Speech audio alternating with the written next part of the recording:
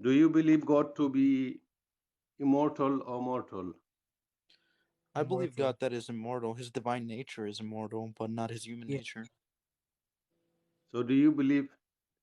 No, my question was about the immortal God. Do you Well, we don't believe in a mortal God. We believe in an Yeah. immortal God. believe in an immortal God or a mortal God? We Immortal believe in God. an immortal God. There Immortal is a God, human meaning nature. We now believe in a let's hypostatic. let's let let's define their terms so we not Immortal, misunderstand. dude. We know what immortal means. Someone who can't die. So don't define it. Just stop playing along with Yeah. the script. Just get to your argument, please. Can we just instead of getting defensive, please can we have some respect? I am showing respect. Okay, good. You were in So when chat actually. You were calling when you joined, and he was trying to talk respectfully to someone else. You were constantly making blasphemous claims in the chat. Are we gonna forget about that? which one? What blasphemous claims? You were saying that Christians are blind and they haven't read their Bible, and you were quoting John 17:3. No, I said no such thing, sir. You are either you're mistaken or you're lying, one of the two. Because there are over 50 people in this room and they are all watching. I said no such thing. All I did was Okay. I Okay. was Look. quoting some Bible Look. verses. Look. That's besides the point. Can we get Yeah, to the point? We'll that's get the to the point I topic. was making as Prove to well. me Yeah, Jesus is not God, because I'm pretty sure that's what you're here for. Now, feel me? yeah. Get to the point. Okay. Before the second person of the before I say that, I need to clarify. Do you believe in the Trinity? We both do. Okay, because I don't want to say misrepresent you. Before the incarnate, do you believe in the incarnation of the second person of the Trinity? You have to. Yeah. Yeah. Okay. Before he incarnated, was he mortal? No, Use one word. he was immortal. He always existed. We believe him to be the angel of the Lord. Did you say you believe him to be mortal or immortal? Immortal. Immortal. Immortal. So when he incarnated into flesh, did he change his nature to mortal from No. immortal? No, this is where the hypostatic union developed, meaning that he has a human nature and a divine nature. Meaning Okay, that so he's he fully God at the same time did he's he also fully human. did he have did the when he took on flesh, is it the first time he had added to divinity, or did he have flesh before he was incarnated? I was. Wouldn't you say like he had like pre-incarnation? He became Oh, flesh before, but pre-incarnation, I would just say that he's the angel of the Lord. So I wouldn't say yeah. that's the first time he incarnated. Right. So the flesh, this is a new addition to divinity, the flesh part. What do you mean? No addition to That's divinity. not really a new addition. It I was don't know. Sorry, Can you ask your question again? Mm. Eh, when he incarnated and took on flesh, do Yeah. you believe Yeah. the flesh is part of the Trinity now? No, the flesh is No. not a part of the Trinity. So what happened to the flesh? The flesh died on the cross.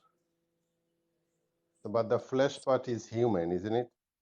Yes, the flesh is human.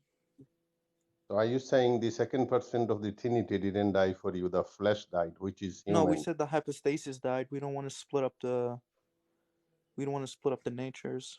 We Can you still say that the explain the sacrifice took can you place. explain the That's why there's a union. If you do that, you're splitting up the union. can you For explain example, what hypostasis if you die, means? right? Let's say that God forbid, let's say that Jay dies, right? We don't say that Yo, Jay's yo, yo, yo, yo, yo, yo, yo. Yeah. You- Let's say if a horse die, okay? A horse, okay? okay. yeah, that's better. Yeah. That's Yeah, you. better. Mm. All right, can Who I speak? laughed at? All right. Go So ahead, go ahead, God go ahead. forbid, let's say someone here dies, right? Okay. We don't say that their soul died. We literally say that they died, right? Because there's a union between the soul and the body. For example, Jay is 100% soul and he's 100% body. We don't make a distinction. Uh, we don't make a distinction here. For example, if someone dies, we don't say that their body died. We say that they literally died. That's true. Yeah, I agree with that actually. Because when we say my father passed away, we say he passed away. My father passed away. We don't say soul passed. He passed away. My father passed away. We don't say soul passed My away, condolences. like his body passed away or his. We don't say that. We say as a person, my father passed Exactly. away. That's what I was kind of Yeah. referring to. So my question was because I was asking another question when he said that I'm not quite clear about. You said the hypostasis union. Can you define that, please? 1 second, I'll be right back.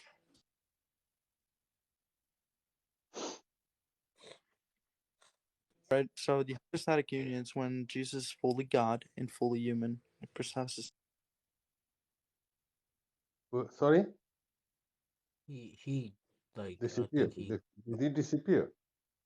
no, I think he keep going off of TikTok and then coming back in. Okay. Uh, I'm not gonna.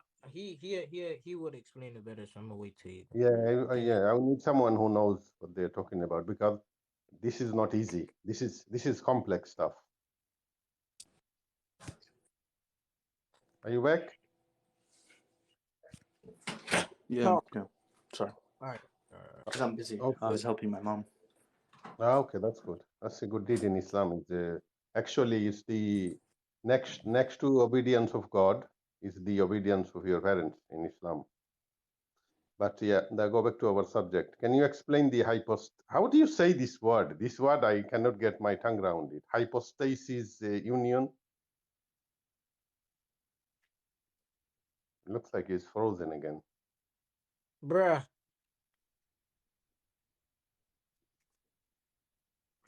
I'm gonna have to freaking bring him back, bruh. Yeah.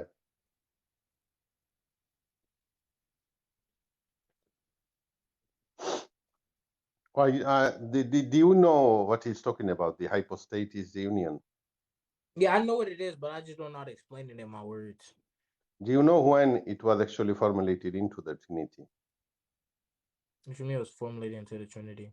This hypostasis union happened in the Council of Chalcedon in 451, I believe. Okay, yeah, somebody sounded it out for you in the chat. Which is in the 5th century. That's when they decide. Yeah. The true nature of Jesus was the hypostasis union in Council of Chalcedon for I think around about 451. This is when the church there was a council in Chalcedon. This is when it was formulated the hypostatic union, which is in the 5th century. It definitely predates Chalcedon, but No, Yeah. this is what the council Yeah, was about. Chalcedon was a response to Nestorius, and they addressed the monophysites as well. But I wasn't Googling the answer. My phone died. I can literally show proof. I have 1% right now. You got charging. 1%. Yeah, I know. I'm putting it in the charger. That's why I'm back. Quickly before it Because dies you again. guys saw me explain the hypostatic union. I don't need to Google the answers for this. I've done it before. Yeah, anybody Googles it, it comes up straight away. It will tell you Council of Chalcedon. That's what I'm This is saying. when this took. Yeah. Or did we left off again?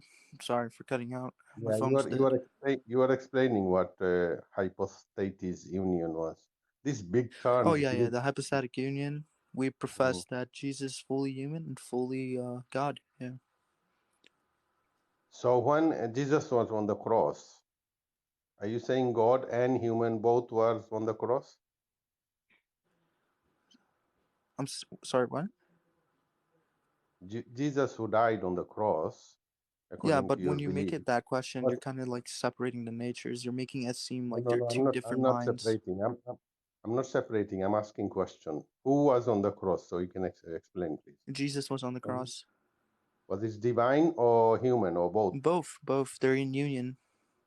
So we talked about the divine being immortal, not subject to death. Yes, we did. That's why I say that the human nature died, but we still say that the hypostasis died.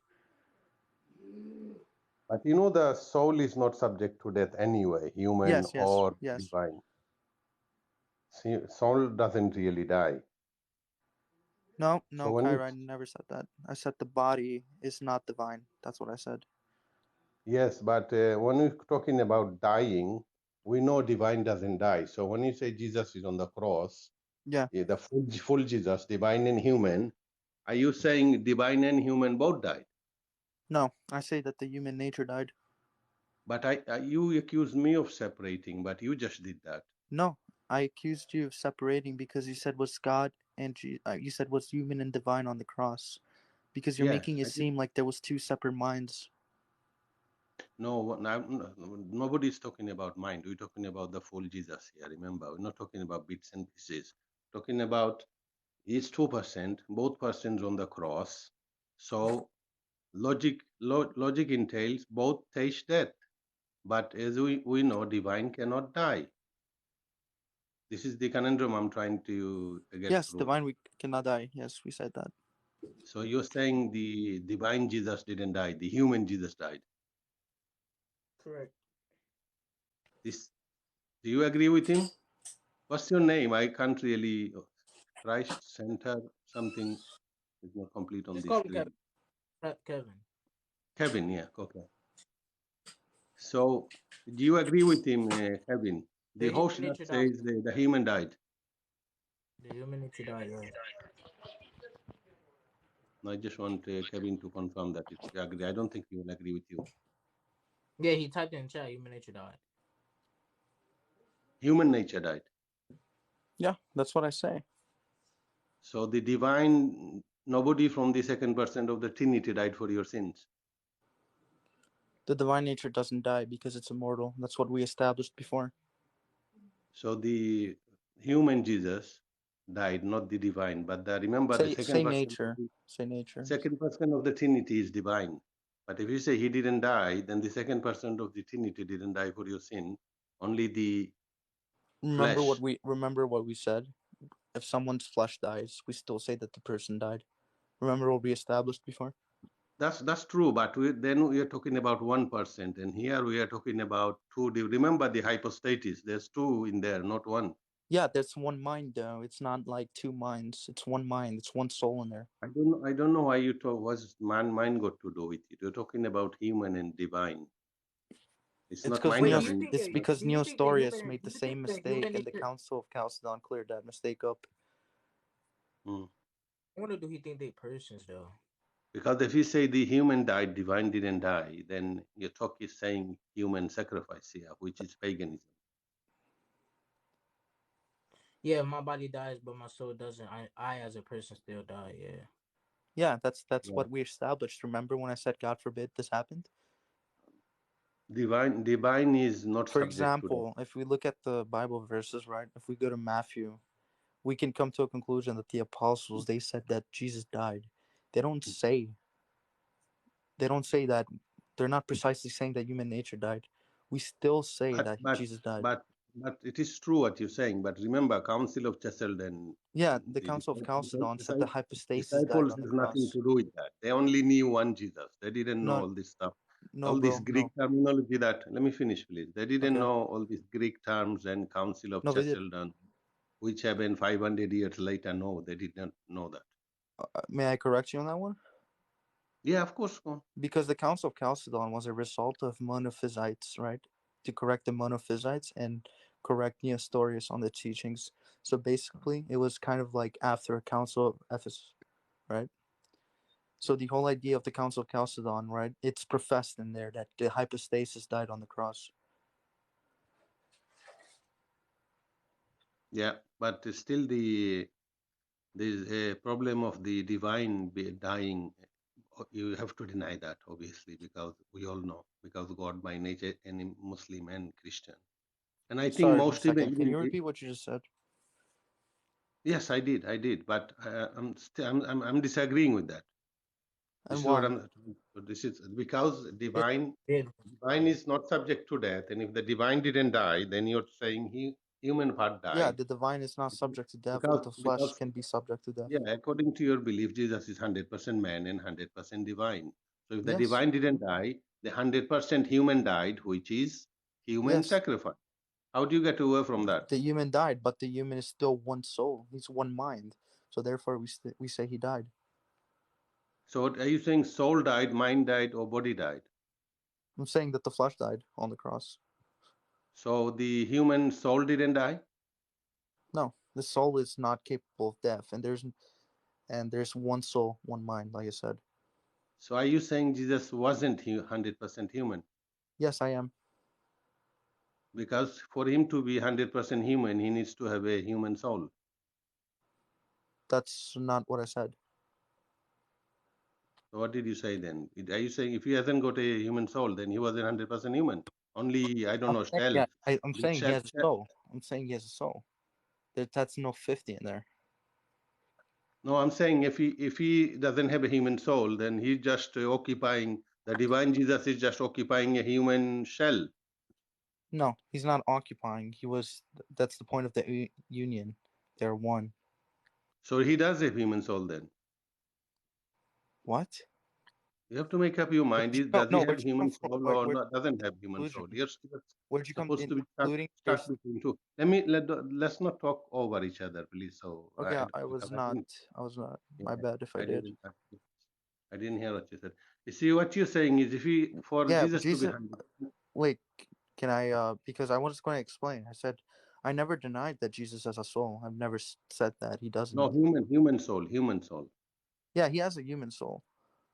Yeah, for anybody to be 100% human, you must have a human soul. Yeah. But the I'm glad we can yeah, both agree on that.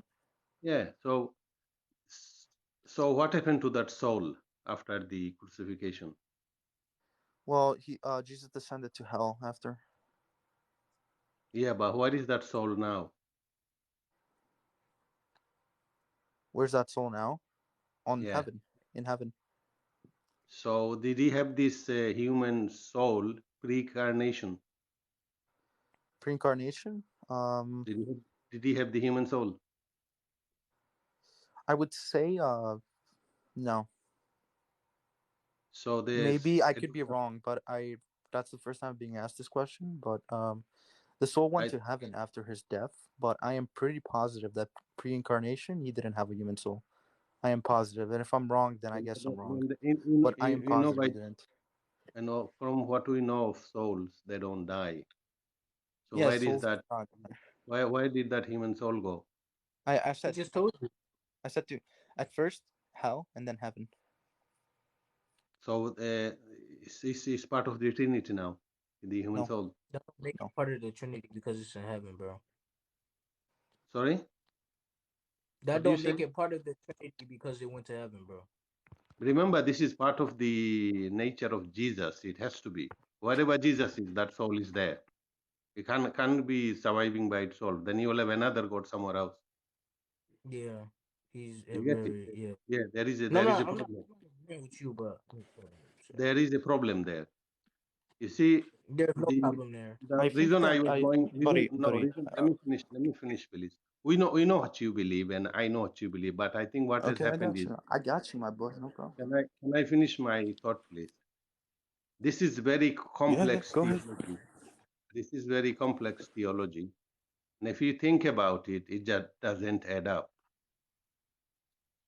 It does not add up because human, and this is the main crack of the matter. When you mix divine with uh, creation, it is not supposed to make sense because creator and creation are separate things.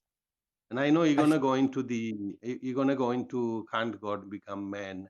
That's not the point actually. The point is, Can does I it make sense? Does it make sense for him I to become think. man? All right. It does make sense. Yeah. But we just prove it doesn't. It doesn't add We up. didn't. We didn't. Wait. I'm sorry. My dog. Sorry. He's being stupid. Um.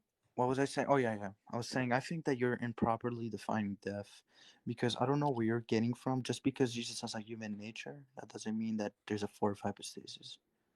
You see, this is now what you're gonna have to do to make sense of it. You're gonna have to redefine what death is. I And as a didn't human redefine being, anything. I'm just saying just because. you just said it. You just said it like you're defining death differently. It's an universal fact what death is. There's no one can define it differently. It is the theology that you have to do this to It's make, pretty well, easy. some sort of try to make a sense of it. It's still not going to make sense because something that's not supposed to make sense. How are we going to make sense of something that doesn't make sense? You're jumping. Look at this, like Can you 451 repeat what years. you just said in the last 5 seconds for me?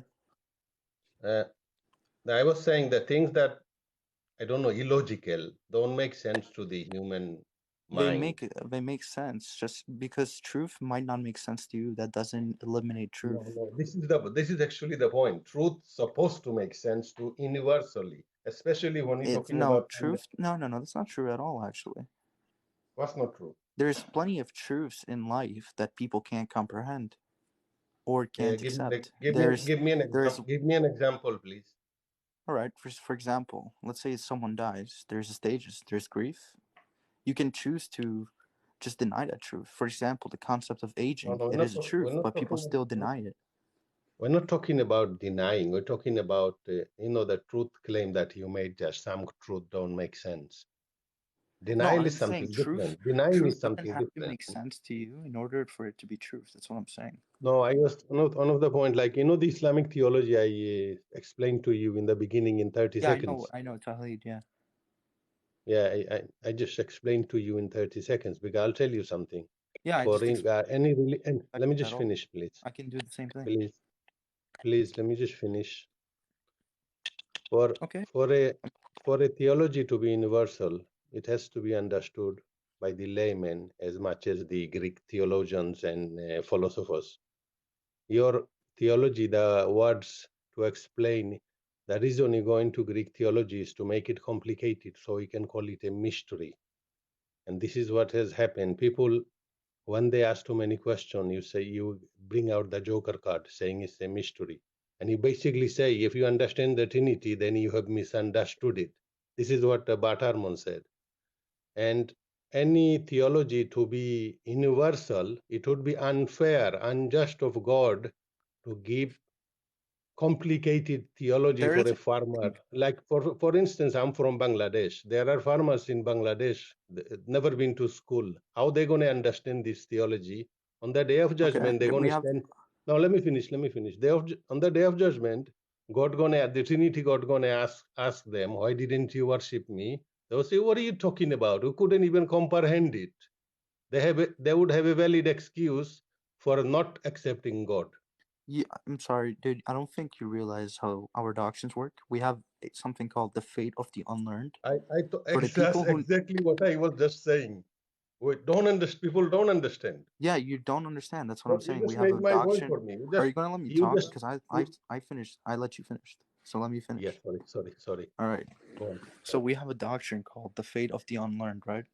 So if someone did not know about Christianity, right, No, and we're they not listen, talking about someone who doesn't know. yeah, I know that. We're not talking about that, that person. We're or talking under, about people who could not understand it. it's called invincible ignorance. I don't That's what I'm understand trying to it. explain. If But you allow me to, if people understood it, they wouldn't call it mystery.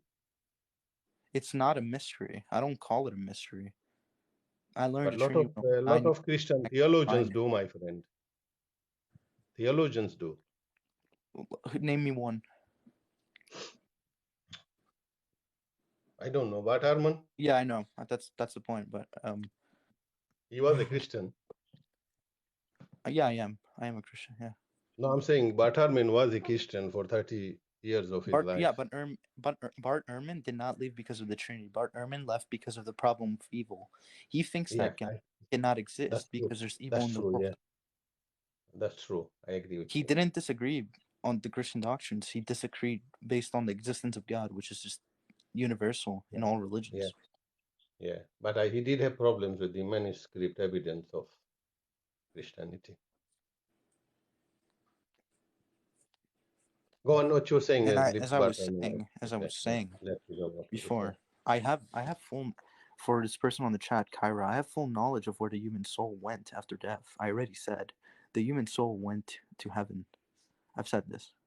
No, but this is what I was saying. You just simply saying you went to heaven. That means you have a addition to God now, which you didn't have No, there's no pre-incarnation. addition, dude. If you go to heaven, are you an addition to God?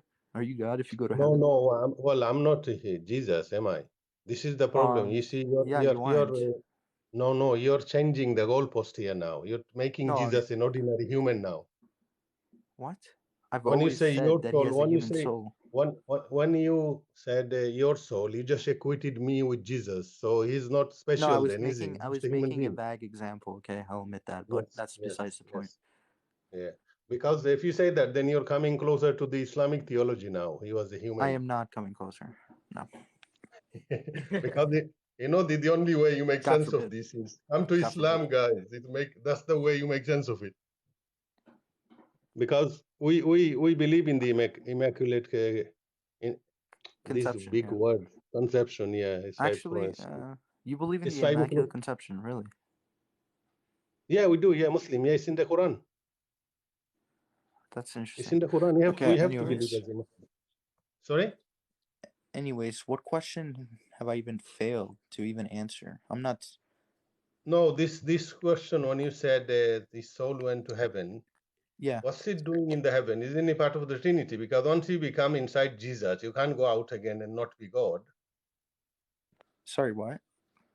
When you say human soul and divine soul mixed in Jesus, you cannot separate them again and say he became Yeah, fully we man never and separated the fully natures. God again. You know what you were saying about not separating them, By but you are separating, separating them. Yeah, after the I can give you a brief crucifixion, you're example right separating now. them now. Are you separating them after crucifixion, not pre-crucifixion? Okay, that make no sense, buddy. No, what you said, his soul is in the heaven. Then you said the human soul is not part of the Trinity. So the human soul is separate from the Trinity now. So you separated him, the human soul of Where'd you get Jesus, this conclusion from? because what you just said. Because The, you the said, buddy, let me the finish. human Let me soul, finish. the human I'm soul of saying, Jesus is not a I'm person actually, of the Trinity. He's I'm, not in I'm actually, hypostasis. and he didn't die. So the 100% human soul of Jesus is not part of the Trinity now. When you say part of the Jesus, Trinity, can Jesus, you please define it? What do you mean by part of the Trinity? Do you mean a person of the Trinity, or what do you mean? Because I'm having a hard time now with you. yeah, I'm not surprised. I'm not surprised you're having a hard time because you haven't No, really I'm having thought a hard about it time like this. understanding you. I'm just not having a hard Yeah, time. no, I am just saying back what you're telling me. You said after the crucifixion, Yeah. the divine Jesus went back to the Trinity. Yeah, you I agree didn't with say that? Jesus went. Wait. I didn't say went back to the Trinity. I said went back. So basically, at first, Jesus went to hell, and then he went back to heaven. After the No, resurrection, he yeah, resurrected. One second. when you said, He, okay, one second. He resurrected himself, and then if you read chapter 28 of Matthew, he went back to heaven. did you say he resurrected himself? Yeah. No, God that's of not correct. Scripturally, that's not correct, is it? it You is said the it is father it, resurrected him. That is scripturally correct, my boy. that's brother. That's scripturally correct. And I have said So no heresies, so and I so have uh, not failed to so answer your how? questions. Hold on a minute. This is not computing. A dead person. How does a dead person resurrect themselves while they don't exist? How does What do that you mean? happen? Just When we say dead, in our normal understanding, we don't exist. So we have no yeah, but power or normal control over understanding. anything. It's not theological understanding. We make a distinction between the two. Which distinction between what? Normal understanding of death and theological understanding of death. So when you say he died, theologically, Just because, theologically, just listen. If I die right now, I won't cease to Mhm. exist. That's not how it works. Yeah, yeah, your body dies, your soul doesn't die. I Yeah, my agree with body that. dies and my soul doesn't. But as a human, this is the human definition. But when you say Jesus died, you're talking about the divine. So if he's dead, and you actually, I didn't no, say that the actually, vine died. yeah, you didn't say, yeah, sorry, my bad. Yeah. Yeah. But you said the human. This is getting more confusing now. No, for me it's not If at we, all. if And we, like for the fellow no, no, Christians in the chat, it's for not me, yeah, confusing at all. I'm trying to formulate how to say it, because the divine didn't die, the human died. So what's the big deal? A human do die. Yeah, but doesn't cease to exist. You see, one of the things you say is the divine made a sacrifice by dying. Now you're saying divine didn't die. I've always said I divine don't, I, nature I don't didn't get it. die. Hmm? Dude, Jay, when did I say that the divine nature of Christ died? I've never said that. Because you're talking about the second person of the Trinity. When you say second person of the Trinity died for our sins, Yeah, but the is that divine nature divine never or died. not? Is that We say divine that or not divine? hypostasis The then. second person of the Trinity. I've never stated in this whole live that that divine nature died. Never stated that. No, but Never what I said was that. saying is, isn't that your doctrine that the second person of the Trinity sacrificed for you? This is what Christians say all the time. Yeah, this God the Son sacrificed himself for us. And God the Son Kev. is divine. What? Kev. So you're saying divine died. God the Son is not human. Because you're obviously not understanding. Yo, Kev. What's up? I'm gonna see, because Foundation want to talk. I'm gonna see what he got to say, and I'm gonna add you back. Don't leave. All right. All right, dude. All right. All right. No, I added on the wrong person. What happened? I had added on the wrong person. Host, what is your name? Jay. Hi, Jay. I like your demeanor, man. Yo, Don't get to have conversation like this.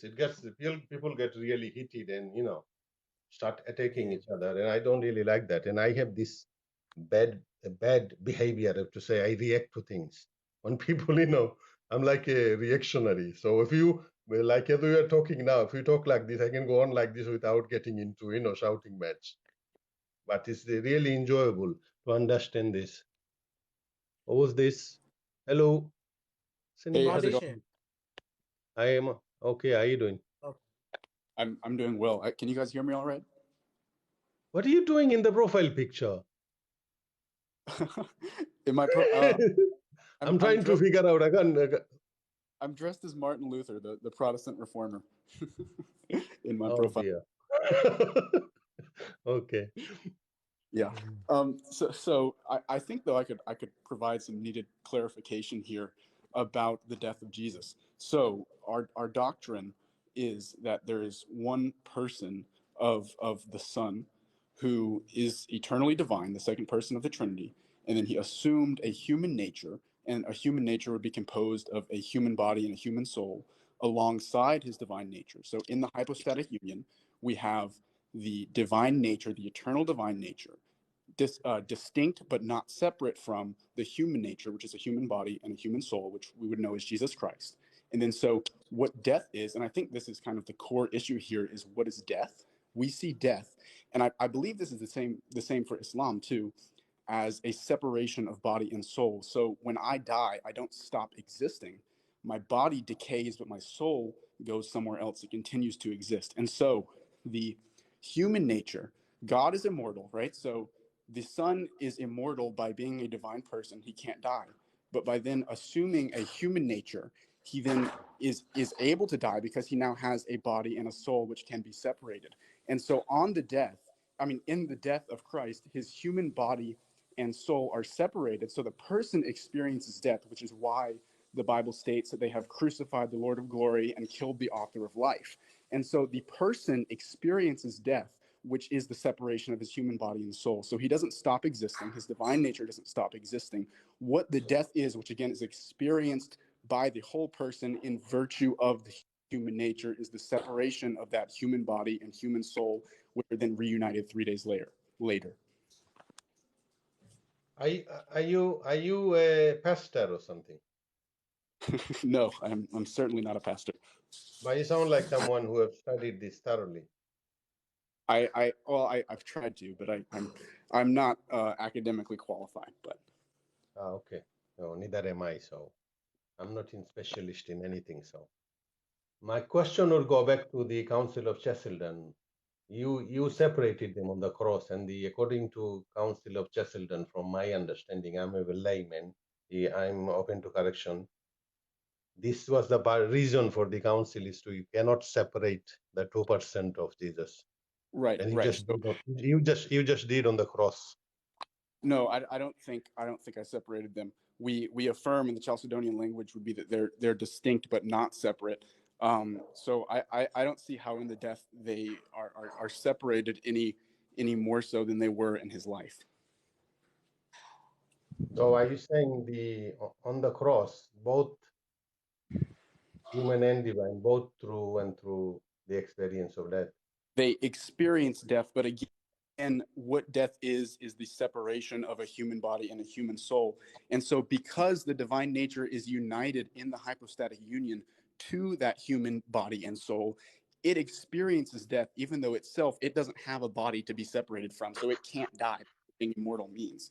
And so the whole person, because both natures are united, are experiencing death. We can say that they've killed the author of life or crucified the Lord of glory, as the Bible states, and yet we don't say that he ceased to exist or that his divine nature really died or anything. So the whole person experienced death because the two natures are united, but he was able to die in virtue of having a human nature.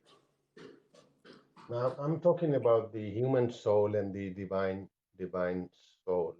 Okay. Do they become one? No, they do not. That would be the error of. So how would the both soul, when this is, I don't know, this is a I don't know if I'm committing sin according to Islam talking about the soul, because we are restricted into talking about the soul because it's not going to make sense to us. We don't know much about it, and this is the problem we are having. The divine soul of Jesus, we all know, any form of shape, the divine is not subject to death. That's what makes divine divine. Right. The divine is the only one who's not subject to death. Everything else in the creation is subject to death. So when you say he experienced death, that does not compute. Okay, let me try again. So I would absolutely agree that the divine nature can't die, and that's because the divine nature has no. I'm saying he cannot even experience it. He cannot even go near it, because if he does, he loses his divinity. Because remember, we're not talking about illy-nilly something. We're talking about the creator of the universe.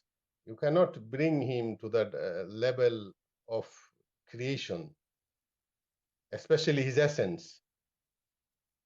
Okay, When so you say he's not subject, when you say he's not subject to death, then you cannot change that into experience death, because it's the same thing. You just change the word. You're saying he cannot die, but he experienced death. What does experience mean? Like if I put my hand in the fire, I'm experiencing burning, but I didn't burn.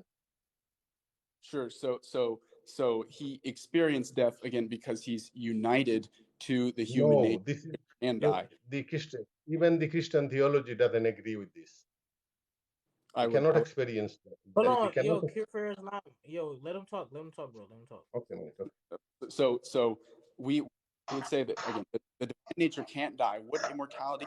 He can't die because he has no material form. He has no body to be separated from. Nobody would think that death means cessation of existence, to stop existing.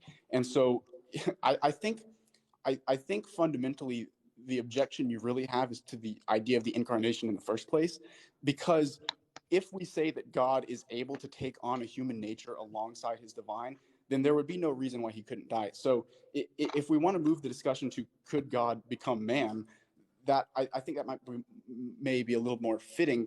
But if we assume that the incarnation is actually occurring and that the second person of the Trinity is taking a human nature, assuming a human nature alongside his divine one, there would be no reason why he wouldn't be able to die. And so because the two natures are very intimately united in the person, again, they're not mixed or confused, and they're not separated, but they're united.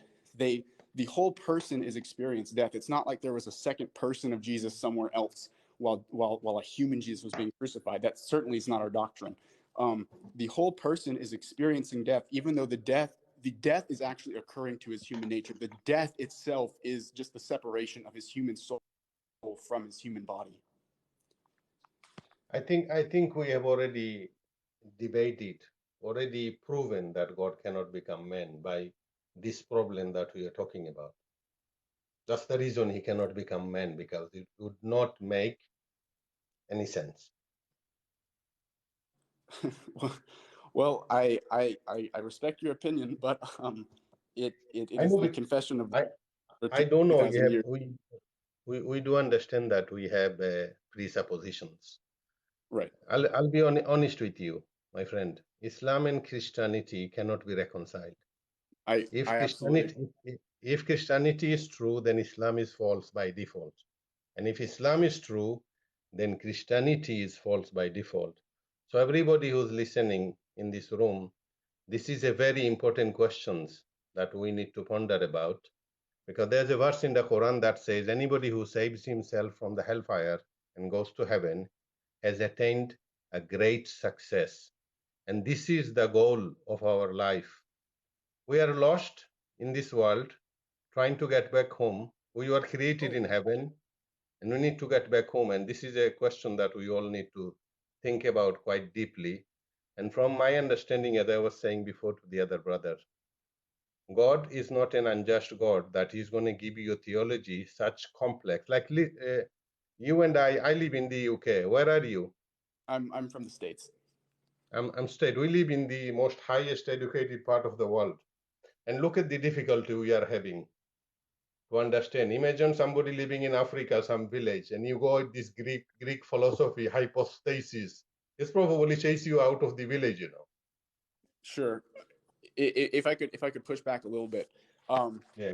I definitely can sympathize to some of the struggles. It's not an easy doctrine necessarily. I don't find it terribly complex. I'm I'm a very young person, if you can't tell by my voice. And I mean, it's been the creed of the church for over 1,000 years, and we haven't found Oh, a key to more than 1,000 years, more than 1,000, nearly 2,000, at least yeah, one near, and a half millennium. Yeah. right, right. And but And so which we the still having, we're still struggling with it. This is the point I right, was making. so the issue I kind of have with this form of argumentation though would be that I think if we take the idea that something can't be true necessarily because it's confusing, let me propose an example. If say that I was an atheist and you're trying to explain God to me, and I'm asking who created God or where did God come from, and you say to me, "Oh, God's always existed. He's uncreated. He's eternal." And I say that just doesn't make sense to me. I can't comprehend that. That I don't understand how something can exist forever and not have a beginning. We wouldn't think it's fair for them to thus say, so I'm going to just say, you know what, that's too confusing, too complex. I'm just not going to believe it. We would say they're making a grave error there. And I think in general the same principle applies here. Just because it's something that's mysterious and we can't fully grasp it doesn't make it wrong. So I think, like, for example, in the Bible, the thief on the cross who was next to Jesus, he did not have any understanding of these things, um, and yet he was saved. And so our salvation, we definitely would not say our salvation. Can I stop you there for a minute? You brought up something is quite interesting to Okay, me. You sure. know the person that was next to Jesus. Mm-hmm. Do you know which passage of the Bible is? Because I don't know. Oh, I don't know off the top of my head. I don't know off the top of my head. Sorry. Because Jesus told him, "You're going to be in paradise today with me," Mm-hmm. and that person didn't know who Jesus was. Not What in he the way that we, believed, but he. what he believed about Jesus is what we Muslims believe about Jesus. So if you check that passage, he didn't believe he was God, he was Son of God. He didn't know all this stuff. And Jesus said, "You're going to be in paradise with me today." So you don't Well, have to believe Jesus was Son of God dying on the cross to go to paradise. well, the thief next to him certainly would believe that Jesus was dying on the cross, but No, I'm the talking, yeah, thief placed his trust in Jesus, and yeah, I think that's. a very But the fundamentally. point I was making, we believed he was the Christ, which we Muslims do. We Mhm. believe he was the Messiah, we believe, but Right. I think we have different definition of Messiah Yeah, we do. between Christian and Islam. Because we believe Messiah only means anointed. It doesn't mean God. But I think you Jews don't believe Messiah means God. Muslim don't believe Messiah means God. But you Christians believe Messiah to be God. You're the odd one out in this. Do you understand what I mean? But Sure. I don't know. I don't want to upset you guys because I think, you know, the councils. You had the Council of Nicaea in 325, the first Council of Nicaea declared Jesus to be divine. Then you had the Council of Constantine in 385, I believe, declared Holy Spirit to be God. Then we had Council of Chalcedon in 451 to decide the hypostasis union, Jesus being man and God. Right. Where is the council to say Father is God? Well, there wasn't really any debate about the Father being God. So the reason that those councils happened. That's exactly my point. Right. Shama Israelo Adonai Elahino Adonai Echad. Jesus repeated it verbatim. Hear, O Israel, our Lord, our God is one. So there was no debate about that because the proof text, like John 17:3, Father is the only true God. Right, and I believe that. So yeah, of course you do. I know you believe in three persons in a God. But yes. you know, if you ask any Muslim, you explain that, go to a village. I'm from Bangladesh. If you go to the village in Bangladesh and you explain this, they will say you believe in three God. Well, sure, Straight away. No matter how sugarcoating you do, they will say you believe in three God. But I know you believe in one God, because if you say you believe in three God, then Christianity is finished. Yeah, and so it's never been the affirmation of the church that we believe in three gods. But but you do believe in 300% God make up one God, though. I wouldn't say 300%. I wouldn't say 300. Yes, don't you believe Father is fully God? I think the better term would be truly.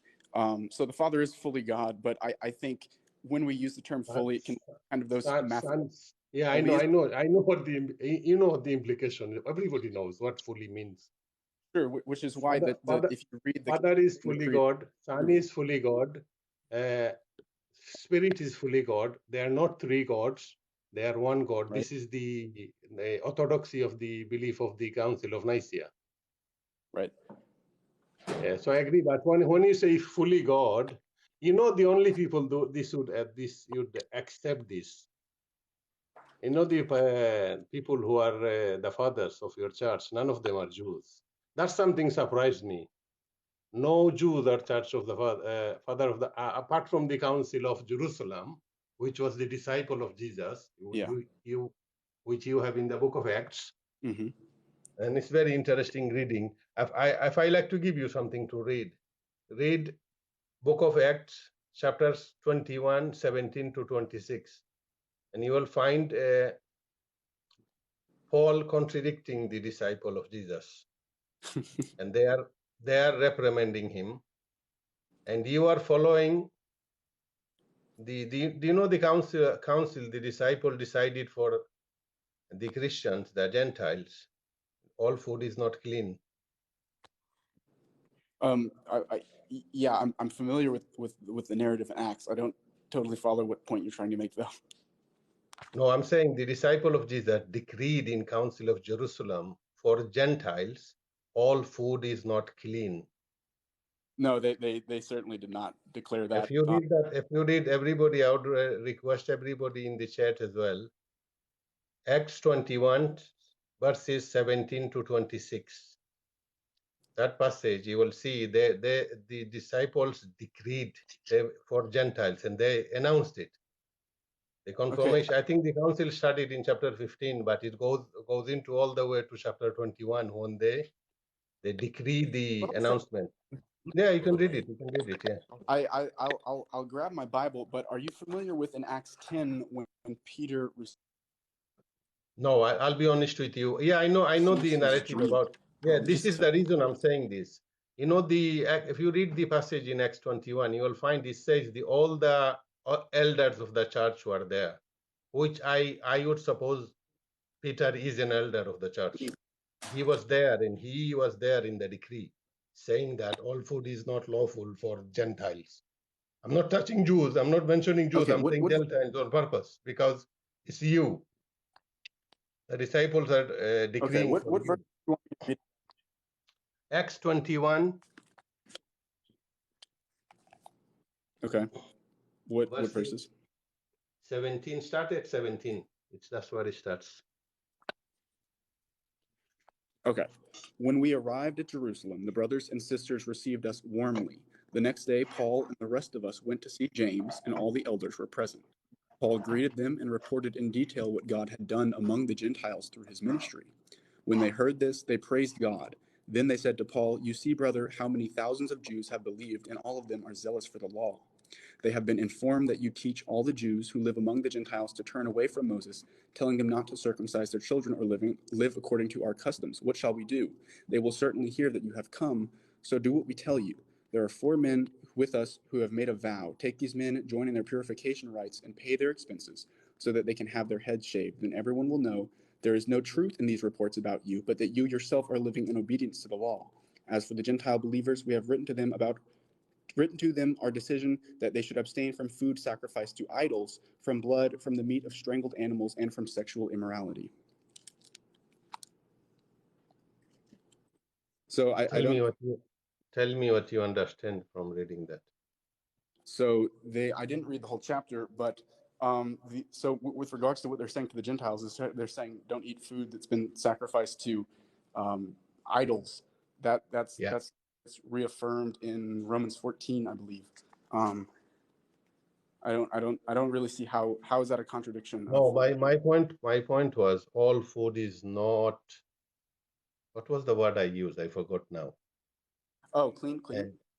And all food is not lawful for you. There are conditions. This is the point I was making. But what Peter said, we're saying in the Acts 10, Right. eat whatever you want without conscience. Paul said this, I think, in Romans 10, what you were saying. But this decree is from the disciples of the Jesus who lived with him, who saw his miracles, who are filled with Holy Spirit in the day of Pentecostal. And then Paul goes and contradicts them. Well, It's in black and white in front of you. I'm not saying it. I'm just sort of pointing it out to you.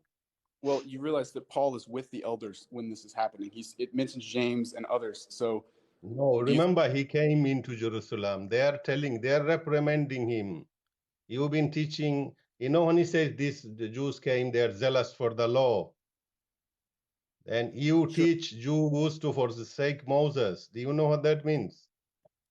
Oh, we don't teach to forsake Moses. No, I'm saying they're telling Paul, you've been teaching Jews to forsake Moses. Disciple of Jesus is telling this. To prove that you, hold on, let me finish. To prove that you're not been teaching this, do as I tell you. Go to the temple, take the Nazarite vow, and prove to the Jews that you are under the law. And he did that to deceive the disciples. He didn't say Jesus came to me and said there is no more laws, no more sacrifice. He didn't say that. He went along with the decree of the disciples. And then he went back, and we know what he preached. You're following that right now. Okay, so I think this is kind of the basic. I've heard this contention before, basically that Paul is acting differently towards different people, and that when he's around the Jews, he's following the law. No, I know, but we're not talking about just talking. You're reading the passage yourself. It's there, in black and white, my friend. I'm not making this up. I know. I just read it. I don't see how there is any problem. Paul's being accused of teaching that the law has been abolished and we need to forsake it. That's obviously what he was doing. The disciple was telling him to take the Nazarite vow, which is a sin offering. This is pre-crucifixion. Sure. According to Paul, there is no sin offering anymore, and he did it himself. Yeah, and he's not by doing that teaching that we're still under the law. No.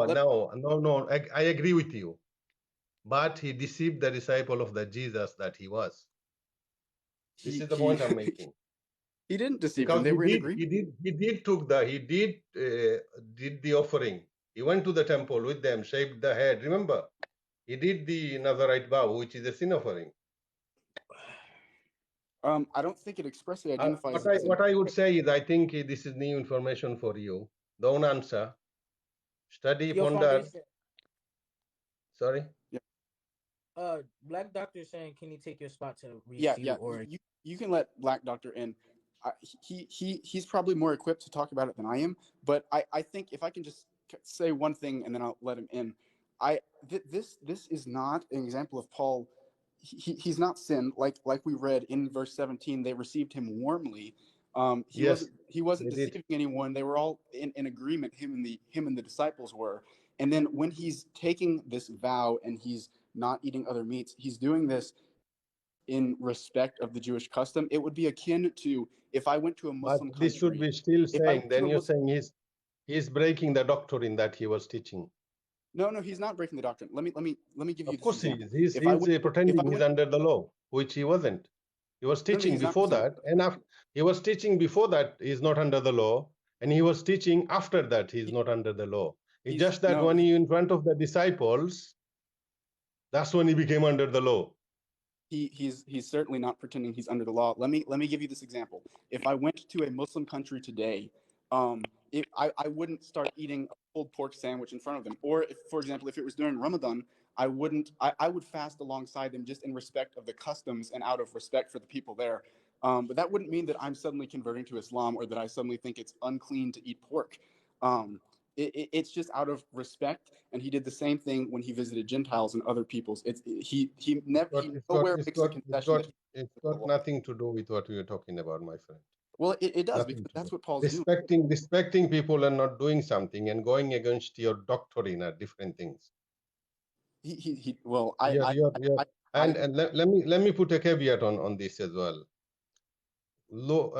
Acts is written by buddy of Paul. It's written by Luke, who he definitely knew Paul. Yes, he was his physician, his apprentice. So this is a whitewash. Because later on he goes, criticizes the disciples, calls them so-called disciples.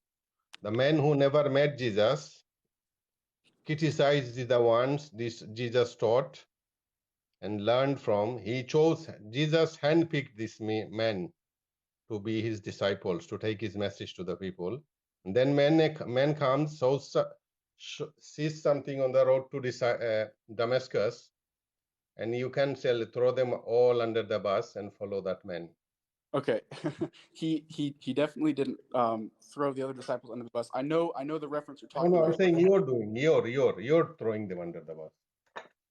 Well, I don't see how I'm doing that, because I'm affirming that they're all in harmony. If you read, because you're following all your teachings are from the teaching of Christianity is from Paul and the apostles. Paul and the apostles. No, my friend, because as you see, they decreed all food is not clean, and Christians throughout the centuries has been saying all food are. That's the dream that Peter had in Acts 10. Peter is the one who gets the revelation. Peter would be contradicting himself while he was sitting in Jerusalem in the council. Okay. Well, if I find it hard to believe that Luke would be attributing a self-contradiction to Peter. Anyway, I'm gonna let Black Doctor join. Okay, so he's very equipped to discuss the things. I appreciate the discussion though. Nice talking to you as well. I like talking to people like you. Good talking to you, man. God bless. As I was explaining, Christianity and Islam cannot be reconciled. Yeah, so only way we're gonna get to the truth is by discussing things. Hold on. Chill. Yo, Lisa, I forgot how she told me to pronounce your name, but your sister already been up, bro. She talked and she answered questions according to her belief and stuff like that. She already been up like 3 times, so I'm gonna let other people go on. Then when other people don't want to come on no more, I will let her up, because she already got her point of view across and what happened to her, and we was very respectful to her. So I don't get what's the point of her coming up again. Kevin already apologized to her in the chat. I don't know if she's seen it, but she did. So I just want to say that real quick.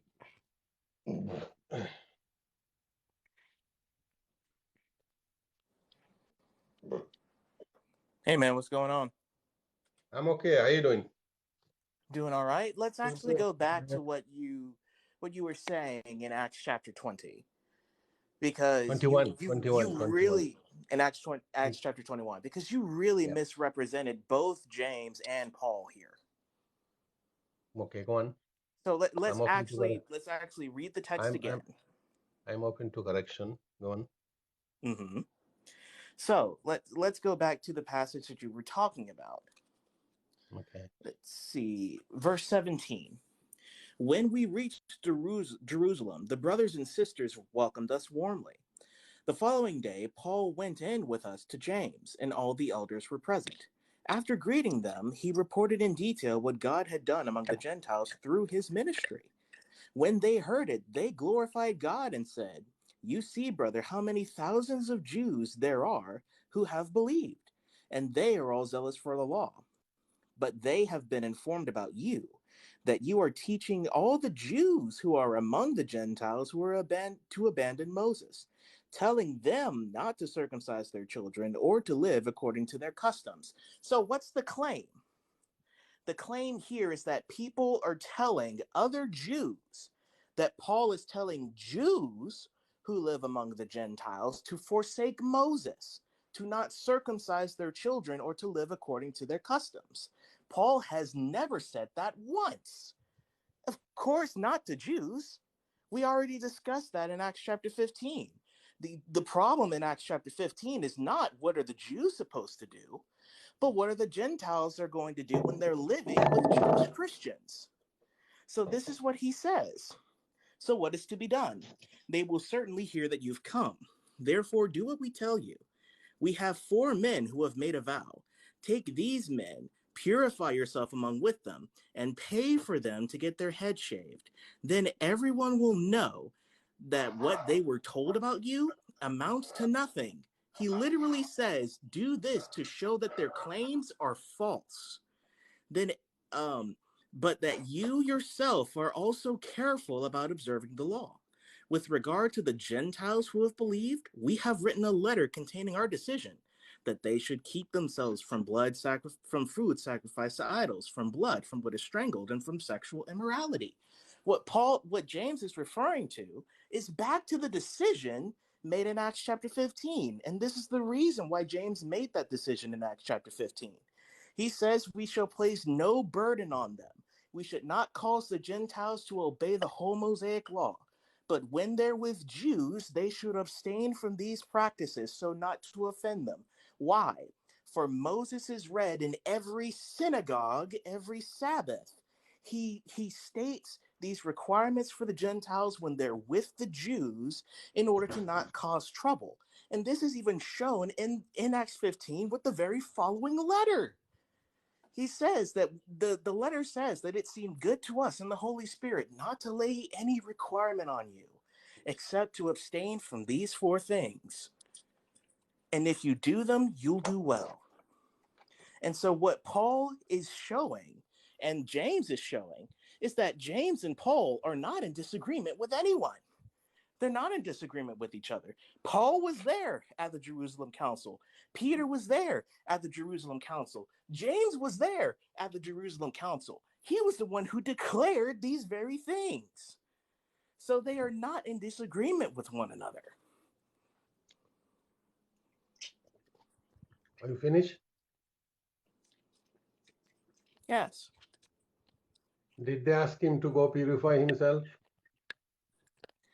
Yes, because that's part of what a That's the point I made. Nazirite vow is. Let me finish. Let me finish. I did not represent anything. That's the point I was making. Why didn't Paul literally say did. this all? Hold You on. literally did. You You're not said letting that, me. that James and How Paul are he's not disagreeing with letting one me. another, and they He's One at a are. speaking time, one over at a me. time, one at a time, one at a time. He's speaking over me. This is the point I was making. Why didn't he tell the disciple of Jesus, "You foolish man, you don't have Holy Spirit. I have Holy Spirit. We are not under the law anymore." Because this is what he Because taught before, and this is what he taught afterwards. that He be, went to the that because temple. that's He not went what to he the. taught. Can let me You finish, asked me a please, question. please, I'm going to answer. please. Let me Wait, finish. You asked me a I did question. I'm one not at a going to answer interrupt it. time, one at a you. time. Chill, I chill, did not chill, chill, interrupt you. chill. You spoke for like about 5 minutes. I was stretching my legs while you were speaking. So please. This is he taught You asked before. me a question. Did you not, Please, Cure? please. Let me finish, please. He was teaching before he went to the council. The law is abolished, even to the Jews. And then after the council, after he went through the Nazarite vow, the sin offering, he was still teaching the same doctrine. But while he was in front of the disciples, he became under the law. This is a hypocrite, my friend. Are you done? Yeah. First of all, substantiate your first claim. When did he tell Jews that the law was abolished and that they didn't have to do it? Read chapter verse 17 and 18 again. We have thousands of Jews came, they have been informed, they are zealous of the law that you teach the Jews among the Gentiles to forsake Moses. And what did James actually say read it. about that claim? Hold on, let me finish. You actually read it in a way, and then you said people say. No, people didn't say. They were saying you teach Jews among the Gentiles to forsake Moses. They were telling Paul, you teach. Are you finished? And to prove that you are not doing that, go take the Nazarite vow so the people can see you are not teaching that. And he went along with them. The verse says, then everybody can go and read it for themselves. I'm actually answering the question. Can you let me answer the question? Sorry. James himself says, then everyone will know that what they were told about you amounts to nothing. So this is what people said that Paul said. Paul didn't actually say this. You're literally misrepresenting James and Paul's own word. Spin job here now. I'm not spinning it. That's literally what the text says. Do you literally have the text in front of you? Obviously people came. They were. Do you have the text in front of you? Let me finish, please. There's no point you have having the text in front of you, yes or no? There's no point there's no point if you have no understanding of the text. You don't want to understand it. What's the point? I'm literally looking at the text word for word. I've read it twice. Yes, the people I have mentioned in the clearest language. I have mentioned it many times. Can you actually read the text and deal with it, sir? Please don't dictate to me. Calm down.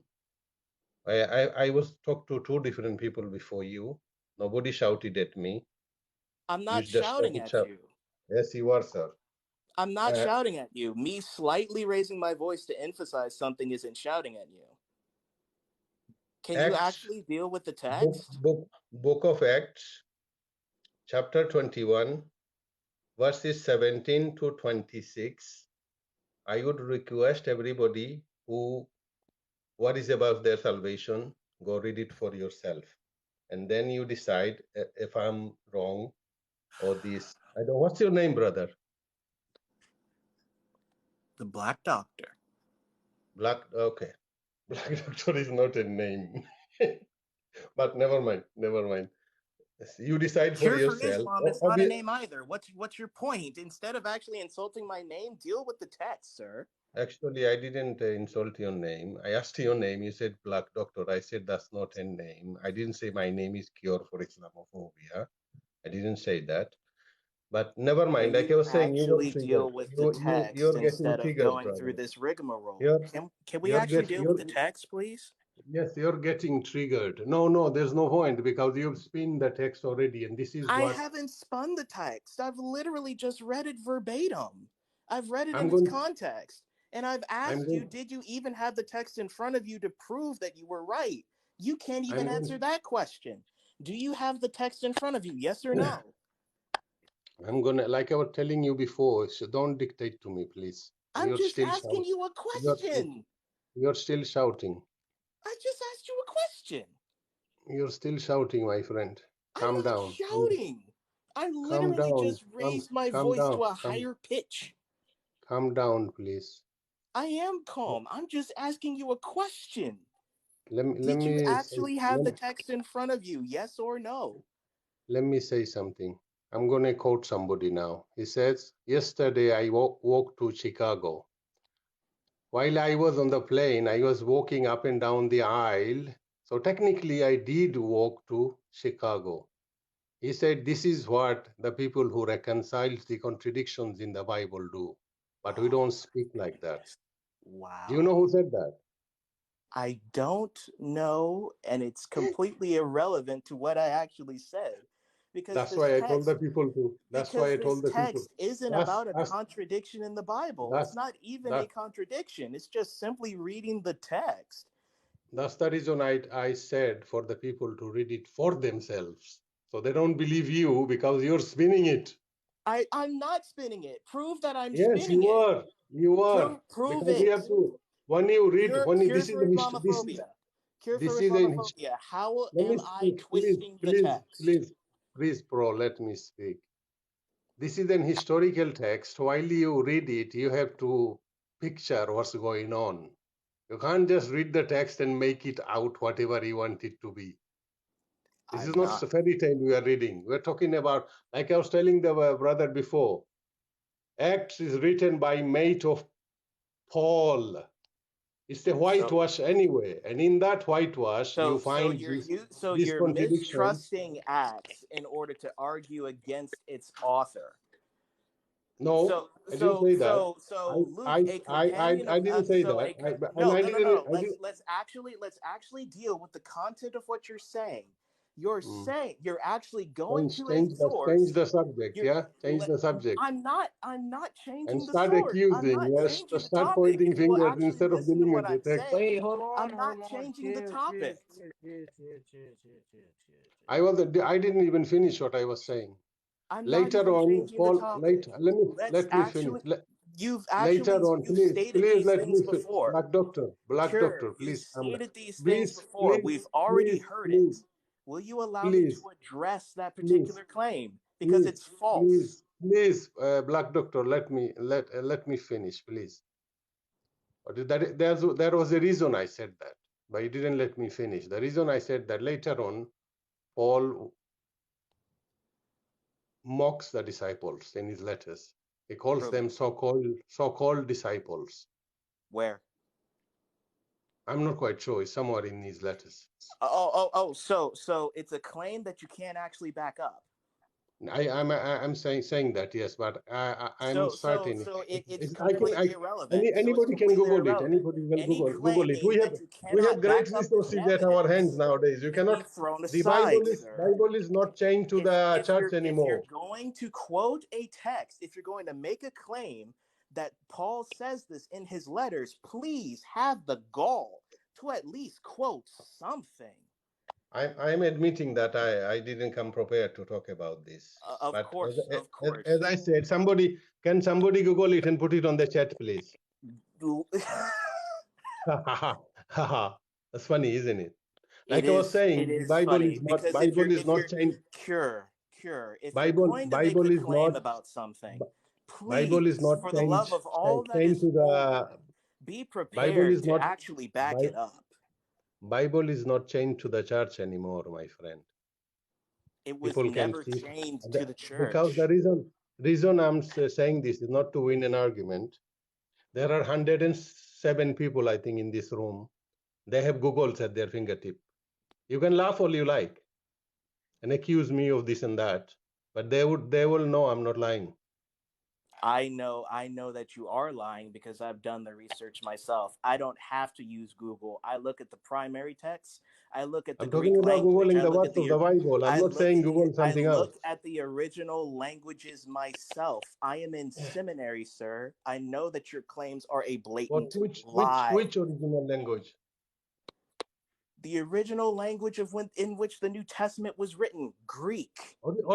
Original language the New Testament was written. Which original language are you talking about? Greek. I just said when you said original language, I thought you meant the language of Jesus. Jesus spoke at least 3 languages, Cure. If you actually knew the context in which you were speaking, That's what you believe. No, this is a literal historical fact. Which university did he? Which university did Jesus go to? If you will actually let me finish, as Which someone who university actually knows the historical Let him context, talk. Let him talk.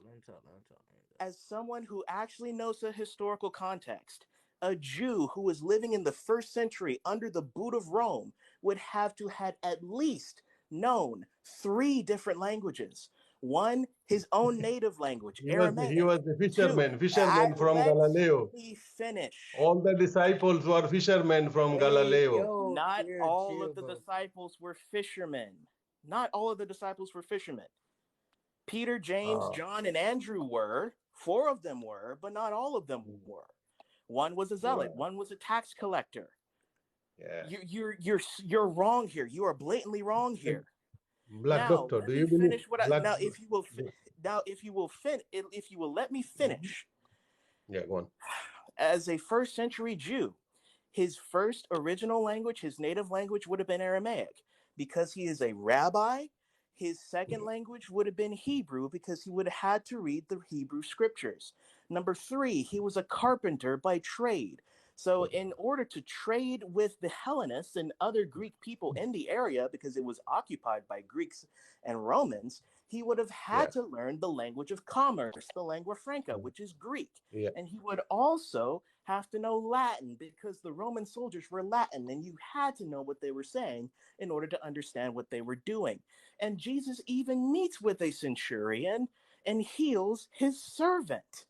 So we know that he spoke through all 4 of these languages, because those are the languages that they would have spoken at the time. How do you know? Or are you making assumptions? You're just making assumptions, my friend. You just all this talk you did. You are making assumptions. That's not evidence. Actually knowing the historical context and the places that Jesus actually worked and the people that Jesus actually spoken to is not evidence? Let me ask you a question. Do you believe the Bibles was authored by the disciple of Jesus? Matthew and John were. Luke and Mark were written by the associates of the apostles. Do you believe they were inspired by the Holy Spirit? Yes, men spoke from God as they were carried along by the Holy Spirit. Do you believe they were eyewitnesses? 2 of them were. All these 3 assumptions that you have, according to Christian scholarship, are false. All 3. They're not. No, they're not. Was Bruce Metzger a Christian? Bruce Metzger is a Christian, and he believes. Has he passed away? I've actually, excuse me, sir. I've actually read all of Bruce Metzger's work. Yeah. What does he say about the 3 suppositions you just said? He holds my position, and he agrees with my position. No, he doesn't. Sir, I've actually read all of Bruce Metzger. Sir, I think you are not being honest, sir. As a seminarian, I am required to be honest. I'm the one who actually has read the scholars backwards and forwards. Who's the student of Bruce Metzger? Huh? Who's the most famous student of Bruce Metzger? Ehrman. And Ehrman's position specifically. Have you read? Hold on. Let me finish. If you will let me finish, sir, I can't even get a word out without you interrupting me. As even Bart Ehrman has said in relation to textual criticism, his position, primarily in relation to the textual transmission of the Bible and its textual variants, is not in variance with Bruce Metzger's position on the Bible. Have you read his book, Orthodox Corruption of Scripture? Yes, I am required to do it. It's seminary reading. What does the title say?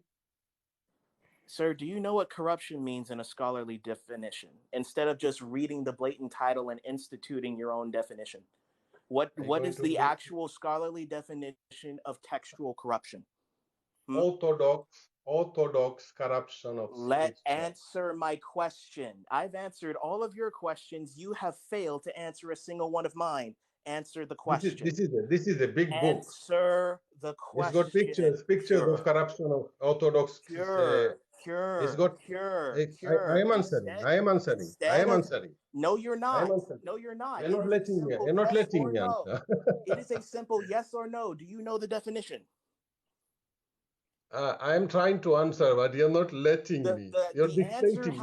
You're again, sir. You're dictating to me. Please stop doing that.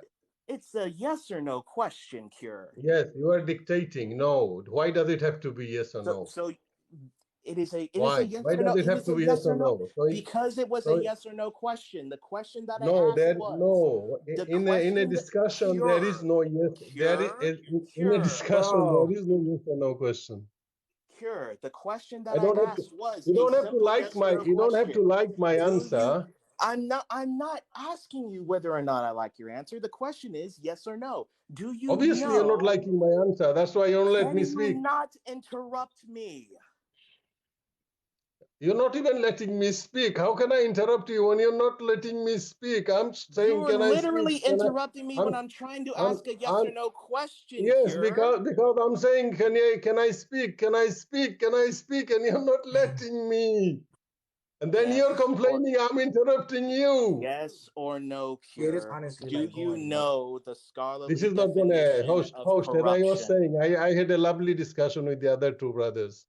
And obviously, this brother's here just to defend his faith. He's not interested in facts. Are you kidding me? Are you kidding me? This is the most hilarious thing I have seen he's not interested in facts. All day. Because what he's doing is he's saying the other two brothers wasn't knowledgeable. They couldn't do the job, and he's doing it. And he's come here to show off. He's the man. I'm not here to show off. And he's dictating. I'm here to ask you a question. Look at the way he's behaving. He's behaving with arrogance. Okay. You don't know. Yes, no, he's dictating. Are you done? Okay. Are you done with the whole psychoanalysis and are willing to answer a yes or no question now? I was talking to the host. You see, you're still dictating stuff. I'm simply asking a question. Because host, I was saying I'm a reactionary, and I don't want to react like he is doing. I have a character flow. I react to things, and sometimes I do it, like naturally. So I don't want to start to go in a shouting match. I'm working very hard to control that. The reason I was saying the other two brothers who read Acts, we did it cordially and we agreed that what the text said. And this brother is no, sir, you did not turning the text on upside down. Upside down. I would ask you to read it for yourself as well after when this stream finishes. I know you don't have time now. I would request everybody, because what I'm saying, I know if I'm mistaken, I'm obviously open to be corrected. But I believe I'm not mistaken, and I'm telling you the truth. And I, as believer in God, if we not sincere to God and truth, then our belief means nothing. All right, this is going nowhere. Hold up, man.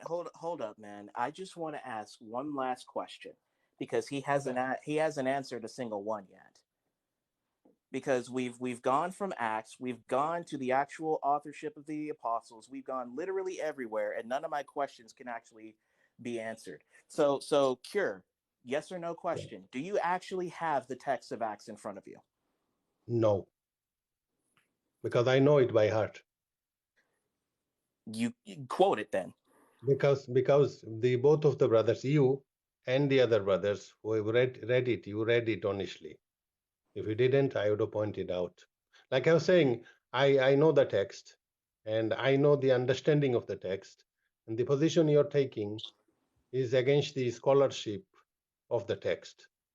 Because what's happening here is this is what the scholars, Christian scholars, are saying at Oxford. I have heard a number of scholars at Oxford say.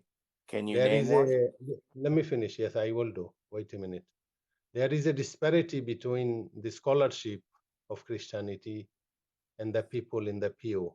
They were actually complaining that what we are teaching the people seminaries, for some reason they are not telling this to the people in the pew. So I would ask people to check this out. I'll tell you, Reverend Professor Keith Ward actually said this, and Keith who? it's Keith Ward. He's a deacon of the Church of England, appointed by the Queen. So a And liberal let me scholar. let me finish. No, he's not liberal. He's a The Church of Orthodox. England is literally one of the most liberal Christian institutions in literally the continent of In England. your The view, Church of England, in the your Church view, of England has Black literally Doctor, in gone your liberal. view, this man is appointed by the Queen. He is a reverend. He is a professor. He is a scholar of Christianity. And And soon as it that doesn't, further hold on, proves let me my finish, point, please. sir. You see, host, see this problem, then he's going to complain I'm over talking him. Soon as and the scholars don't agree with you, you throw them under the bus. And this is actually what he is saying. There is a disparity between the scholarship and the people, because this is the problem, because these are intellectual, they are people, they are Christians. This man actually said something amazing as well. I'll share with the chat. Well, he said he believes Prophet Muhammad is a prophet. He believes, let me finish, don't laugh, my friend. Everybody in the world doesn't have the same views as you do, so learn to live with it. And he said he believes Quran is some way inspiration of God, but he's still a Christian. He's, like I was saying, he's still Christian. It baffles me, but this is what human beings are. He said that he believes Prophet Muhammad is a prophet, and Quran is inspiration from God somewhere. He didn't say Wait, who exactly. He said said this? some. A, This a is a. liberal scholar from the Church of Sin is England. not letting me tell you. His name is Keith Ward, Professor Keith Ward at Oxford. He's still there. He's a living man. And I was going to tell you the video you will find on a YouTube channel called Blogging Theology. Let me ask you this question, Cure. Another person from the Church of England, someone who actually knows Ward by very well, is the See, he late knows who John. he is. No, I'm He asking knows you who he this. is. I'm asking you this question. Can you let me finish it? Yeah. Another person who actually knows Ward very well is the late John Dominic Crossan. He was also in the Church of England. Okay. Do you know him? No. So because he's in the Church of England, would you call himself a Christian? You know, we have a group in Islamic, we have them right now called Khawarij, like the ISIS. They kill more Muslim than non-Muslims, and you're behaving like the Christian version of that. Calling people not Christians because they don't agree with what you agree with. And there are 50,000 denomination of Christians, so there are a lot of Christians you're going to be calling not Christians. You didn't actually answer my question. I definitely did. You didn't. No, you didn't. I definitely did. No, the question was, do you believe You just John Dominic Crossan is a Christian? you just called a Christian scholar not Christian. I was asking you the question. Do you believe that John Dominic Crossan is a Christian because he was an ordained minister in the Church of England chosen by the Queen? I don't know the man. And remember, you as a Christian, I'm giving you his criteria. thou shalt not judge. You're not following your book, my friend. Are you kidding me? Yes. Answer the question. I just told you, you're not following your doctrine. You're not following the doctrine you believe in. You have no right to call no other Christian not Christian because he doesn't agree with your worldview. Based on your they are scholar. criteria. I don't know. Are you a scholar? Are you a scholar of anything? Host, I'm starting to react now. I am in seminary. In relation to scholarly acclaim, I have 2 degrees, 2 bachelor degrees, one in vocational ministry, one in social science. I am a candidate for ministry in the PCA, and I am currently in seminary. Formerly from one seminary, one of the top seminaries in the country, Westminster Theological Seminary, and the other one now that I currently attend because of a short distance, Beeson Divinity School, one of the prominent seminaries in my state. So, yes, by all due respect, technically I am one. So could you please simply answer my question based on your criteria? which you gave, because this person is an ordained minister in the Church of England, chosen for ministry by the Queen herself, do you believe that John Dominic Crossan is a Christian? I don't know the man. I never heard of him. You just mentioned him. What do you want me to But answer? based on that criteria, because it's the very same criteria No, you because gave to no. Like somebody I was saying, else. as I'm not allowed to say who's not a Christian, I'm not allowed to say who is a So Christian you're without. willing to say If whoever the is if a Christian, but you can't say whoever listen, is my not? friend, listen, my friend. I don't know Keith Ward, and I don't know this Dominic guy who was saying. So why are I you heard. saying that Keith Ward is a Listen, let me Christian? finish. Bro, this okay. I told you I told you, host, this is going to happen. No, Because you've I don't been pressed? You see? this No, I'm saying this Keith Ward wait, hold on, said hold on, he's a hold on. This Christian, is so I take him as hold a on. Christian. The Dominic guy, I haven't heard him say he's a Christian or he's whatever. I can't say what he is, and I haven't heard him say take up a position. John You're being Dominic unfair. Crossan says that he's a I hope you Christian. realize that. But what I'm saying is you're not allowed to judge according to your theology, and you're judging. Can I actually put that verse in context for you? Because you keep Okay. ripping it So the out. Christianity doesn't understand that verse. You understand it No, better I than actually all of understand it very Christendom. well. You're the only one who's quoting it who can actually represent it. Cure? No, I didn't. You're the one who's been quoting "Do not judge" wrongly. What time? What time is it? This is not going anywhere. Oh, sure, Yeah, run.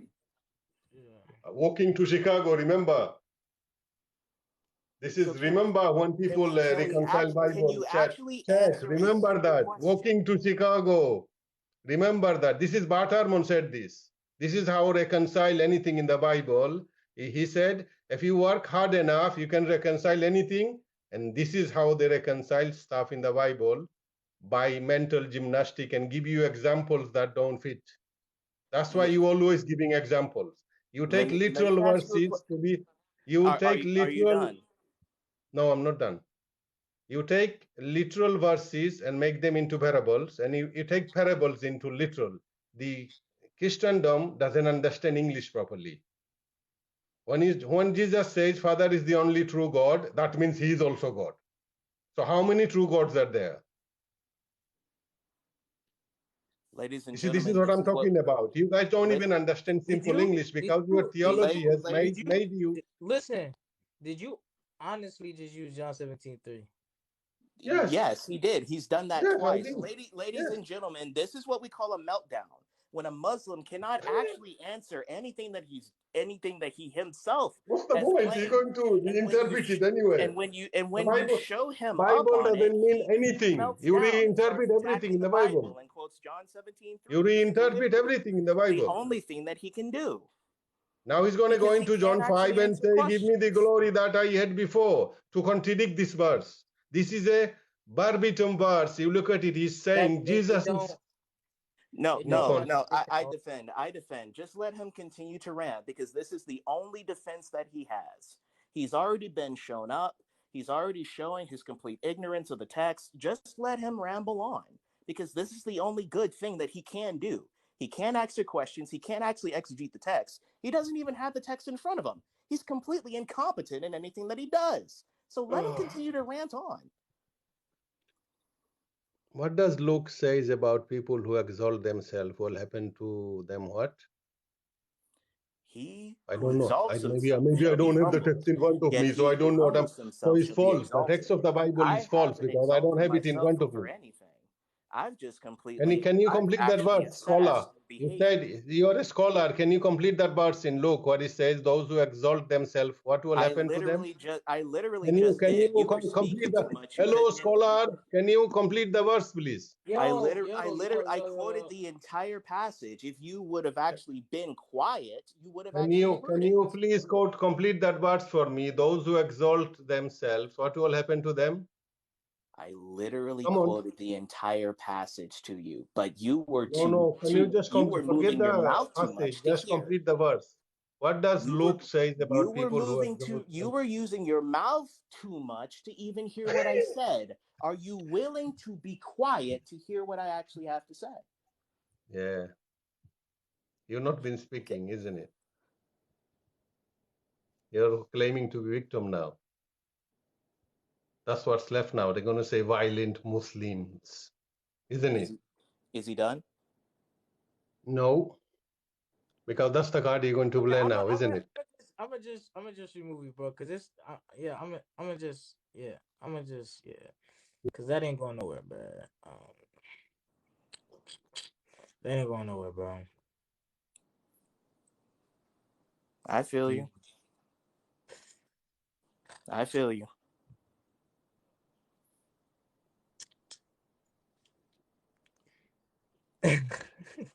Crying shame. Literal crying shame.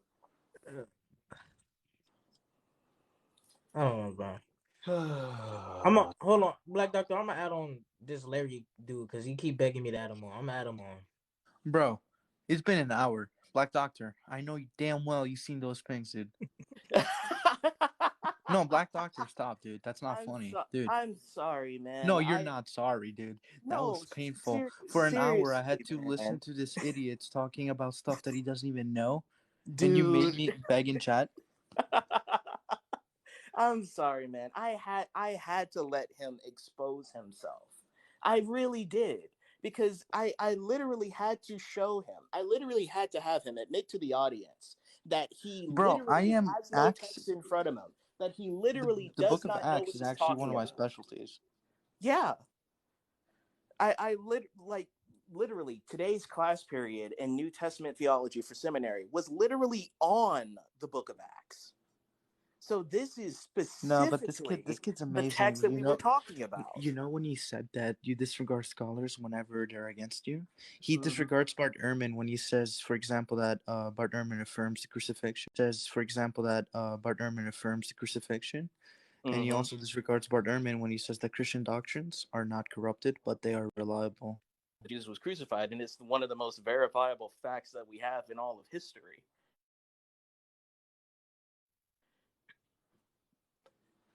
Dude, I was for an hour, dude, because I know when I know that someone's saying nonsense and I'm in chat and I can't speak, it's so annoying, dude. You don't feel like. I mean, did you see the last conversation that I had with him? Because I had a conversation with him before on the crucifixion. Bro, trust me, I've had an hour conversation with him.